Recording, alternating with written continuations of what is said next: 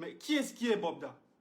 Beaucoup de personnes qui m'écrivent, les Ouest-Africains, les Ivoiriens, les Congolais, les Gabonais, à chaque fois ils me demandent, mais qui est ce Bobda? On n'en avait jamais entendu parler. Est-ce que c'est une star? Est-ce que c'est une célébrité? Est-ce que c'est un homme politicien? Mais qui est-il? Ici où nous vivons, il y a des médias qui relaient cette affaire il y a un certain Bobda au Cameroun qui sème la terreur, qui sème la pagaille. Donc, et à chaque fois, je ne sais pas exactement quoi dire. Pour la simple raison que c'est un dossier que je maîtrise. Parce que j'ai eu la chance ou la malchance d'être proche, d'avoir une connaissance qui a fait ses études avec M. Bobda en classe de 4e. Et cette personne décrit M. Bobda à cette époque comme quelqu'un de sans histoire. M. Bobda, il faut déjà le rappeler, c'est le fils du patron de Afrique Construction qui était décédé. Donc c'était son fils, c'est son fils. Et M. Bobda est décrit comme quelqu'un de sans histoire. Pardon, sans histoire, quelqu'un de sans histoire qui à l'école à l'époque n'avait jamais commis du tort à qui que ce soit. Et on garde de lui, on retenait de lui quelqu'un de très propre quand il venait à l'école. Ses vêtements étaient toujours bien repassés, toujours bien propres. Et à l'école, on se moquait de lui à cause de ses oreilles. On se moquait de lui à cause de la forme de ses oreilles. Et il y avait un enseignant à l'époque qui aimait beaucoup le taquiner. Il avait des surnoms. Il y a un surnom qu'il avait, c'était le directeur de faute parce qu'il était très mauvais en orthographe. C'est quelqu'un qui avait des problèmes d'articulation, c'est quelqu'un qui avait des problèmes de s'exprimer. Et je ne sais pas si vous avez écouté les différents voices qui ont été publiés sur cette page hier. Vous voyez que c'est quelqu'un il ne parvient pas, en fait, je ne sais pas si c'est quand, lorsqu'il est en colère, il a du mal à construire des phrases, en fait. Il a du mal à construire des phrases.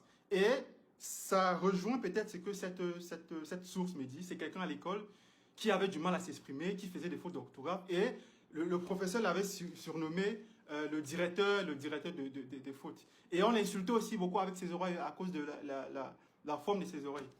Donc, jamais, cette personne me dit que jamais à l'école, jamais, personne n'a jamais été témoin d'une violence, d'un acte de violence qu'avait commis Bobda. Jamais de la vie. Jamais. C'est quelqu'un qui était parfois timide, parfois réservé, mais jamais n'a été violent à l'école.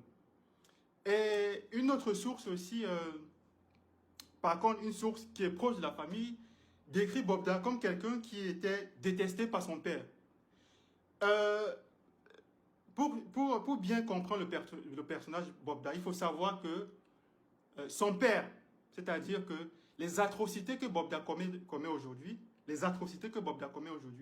remontent à son père.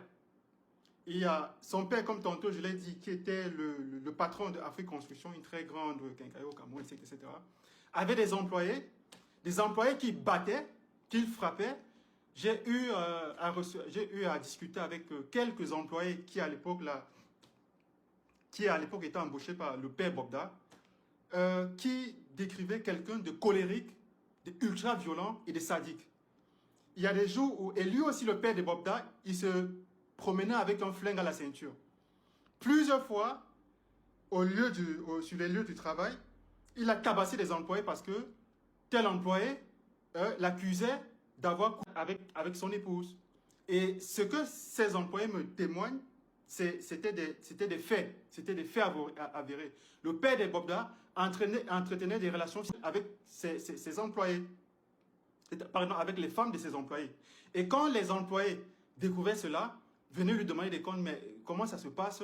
Ce qu'il faisait, c'est qu'il séquestrait ses employés dans son bureau, qu'il tabassait.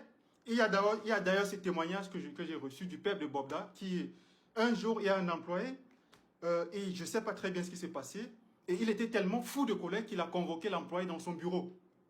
Et quand il a convoqué l'employé dans le bureau, il a exigé à l'employé de se...